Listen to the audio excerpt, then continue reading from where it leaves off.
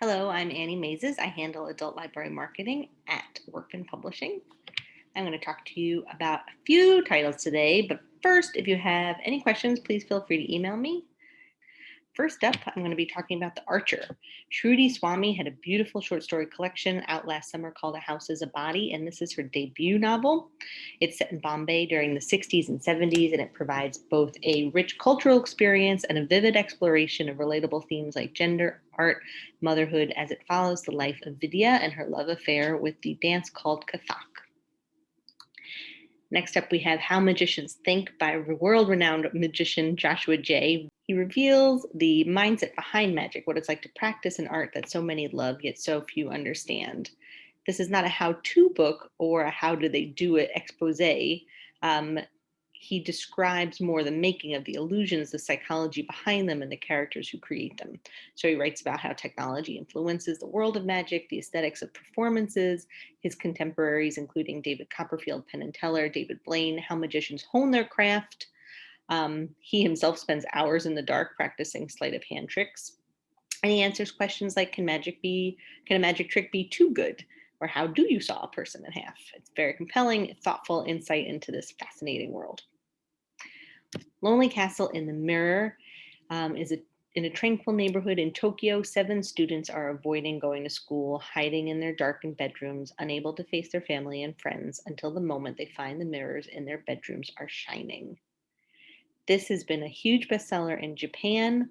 It's about the importance of human connection during moments of adversity. It's the Chronicles of Narnia meets The Breakfast Club with a signature Japanese flair, a sympathetic, insightful look at the causes of teen angst and depression, but also wonderfully fantastical.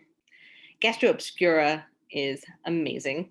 From the people who brought you Atlas Obscura, this focuses all on food and drink, covering 7 continents. It serves up an incredibly loaded plate with incredible ingredients, food adventures, edible wonders. There are all kinds of festivals, all kinds of traditions and cultural surround different foods, hidden gems that you might find on any corner. Like, it really is amazing. Every page is a new adventure. Joshua McFadden brought us the beloved 6 Seasons a few years ago, which focused all on vegetables, and he's doing the same thing now with grains. So he is applying his maximalist flavor approach to cooking with all kinds of grains and every kind of thing, from soups to salads to pizzas, pastas, grain bowls, breads, even desserts. There are gluten-free recipes throughout. So things like meatloaf with barley and mushrooms, peanut butter barley cookies, lime and herb salad, buckwheat cream scones. There are 150 incredibly beautiful color photographs throughout. Stir fries, pizzas, pilafs. It's just amazing how much flexibility you can have within the world of grains. This book is really special. She says that her great-great-grandmother was both enslaved and a pastry cook who was famous for her biscuits and cakes, and there's power in that. And from this strength is where Cheryl has written this book. It's a complete book of Southern baking, who is now one of the country's most acclaimed bakers. So pies, cakes, cookies, breads, loaf cakes, layer cakes, coffee cakes. It's a monumental piece of work, Cheryl Day baking at its best, and really recognition for why Southern baking is so incredibly important. It has more than 150 gorgeous color photographs throughout and is an incredible treat. And finally, How to Be a Girl. Mama, something went wrong in your tummy and it made me come out a boy instead of a girl. When Marlo Mack's 3-year-old utters these words, her world splits open. Friends and families and experts, and Mack herself had long downplayed her son's request for pretty dresses and long hair as experimentation as a phase, but that time is over. Em begs, weeping, to be reborn, and Marlo knows she has to listen to her child. How to Be a Girl is Mack's unflinching memoir of Em's coming out to her father, to her grandparents, classmates, the world. Fearful of the prejudice that menaces Em's future, Mack finds her liberal values surprisingly challenged. Why can't Em just be a boy who likes to wear skirts?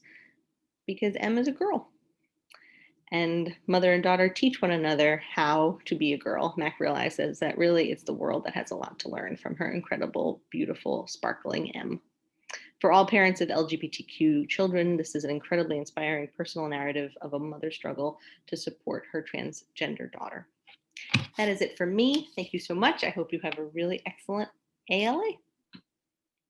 Hi, everyone. My name is Caitlin Rubenstein, and I'm excited to be sharing some of our juvenile selections with you today from Workman Publishing and our imprints. I could not start this presentation without taking a moment to send a big cheer for Furia by Shamile Saeed Mendez. We are so honored that Shamile has received the inaugural Pura Belpré Young Adult Author Award. If you have not found your way to this powerful story of love, friendship, and pursuing your dreams, I encourage you to do so today. I wish that I had all the time in the world to share all of these fantastic books with you, but of course I do not. Recently published and upcoming fall titles are all listed here, from early readers to YA. There is something for everyone on this slide. A few call outs to my personal favorites: the ABCs of Black History, Hear My Voice, All Pets Allowed, which is a follow-up to an early middle grade favorite, The Beckett List, the Edgar Award-winning middle grade mystery Myrtle Hardcastle series, and the Scratch Daughters, which is the second in the LGBTQ YA science fiction fantasy from Erewhon Books. I also have a ton of board books that I wish I could share, but I can't. So I will just point out that Woodland Dance is the counterpart to Barnyard Dance, which is a Sandra Boynton classic, and Oakley the Squirrel in the Search for Z, which is a silly and sweet alphabet board book by author and photographer Nancy Rose, who hand makes squirrel-sized sets. I've included a link for a behind-the-scenes video. Be sure to head to our website to check out each of these wonderful books. Announcing a brand new BrainQuest program for the very youngest of readers, with all the core values that made BrainQuest America's beloved #1 educational brand with over 56 million copies in print. My First BrainQuest is a series of chunky board books that introduce babies and toddlers to early learning concepts through bright, colorful illustrations, simple vocabulary, and the signature interactive BrainQuest question and answer format. ABCs build skills in pre-reading, helping babies and toddlers learn the letters of the alphabet while expanding their vocabulary and phonics skills. 1, 2, 3s build skills in pre-math with counting forward and back, number identification, and the first lessons in pre-addition and pre-subtraction. First Words works to build young readers' vocabulary with words found upstairs, downstairs, and all around the home. I am so excited to be presenting in the second book in our charming Odd Couple Friendship series, Skunk and Badger, by Newbery Honor-winning author Amy Timberlake, with illustrations by Caldecott medalist John Klassen. Egg marks the spot. Buried in the heart of every animal is a secret treasure. Badger's is the spider eye agate, stolen years ago by his crafty and treasure trade dealing cousin Fisher. When Mr. G. Hedgehog threatens to take the book review as soon as it thumps on the doorstep, Skunk decides an adventure X marks the spot will solve their problems. Badger agrees, and they set off for his favorite campsite on Endless Lake. But not all is as it seems at campsite number 5. Harumphs in the night, unexpected friends, and then Fisher appears, and Badger knows something is up. Something involving secrets, betrayals, and lies, and a luminous late Jurassic prize. In a richly designed work with maps, portraits, and graphics throughout, the award-winning author of the Jumbie series, Tracy Batiste, shows readers this underrepresented side of Black history and Black excellence. Every year, American school children celebrate Black History Month. They study almost exclusively American stories, which are not only rooted in struggle over enslavement or oppression, but also take in only 400 years of rich and thrilling history that goes back many millennia across the African continent. In African Icons, heroic full-color portraits illustrate the stories of 10 people who helped shape the African continent from the ancient times through the tumultuous 16th century. From Menes, the first ruler to be called Pharaoh, to Queen Idia, a 16th century power broker, visionary, and diplomat, African Icons takes readers on a journey across Africa to meet some of the great leaders and thinkers whose ideas built a continent and shaped our world. Set in the tumultuous year leading up to the surprise overnight raising of the Berlin Wall in 1961, Walls is punctuated with real-life photographs, headlines, and personalities of the time, bringing to vivid life the heroic and tragic choices of the Cold War.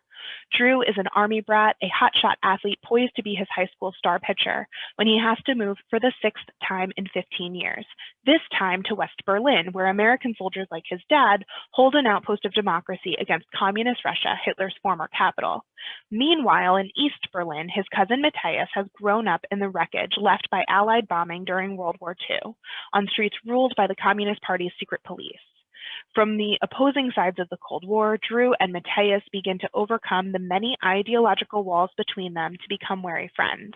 They argue over the space race, capitalism, socialism, and even the American Civil Rights Movement. And they bond over rock and roll, music outlawed in Matthias as part of the city. As the political situation around them gets all the more dire, Drew and Matthias's loyalty to their sector, their countries, their families, and each other will be tested in ways that will change their lives forever. You may know L.M. Elliott from Suspect Red or Under a War-Torn Sky. That's it with me. Thanks so much for hanging out here with me. We do hope to see you in person next year. Many ways to reach me: social media, newsletter signups, email. Please keep in touch and stay connected. Have a great summer, everyone.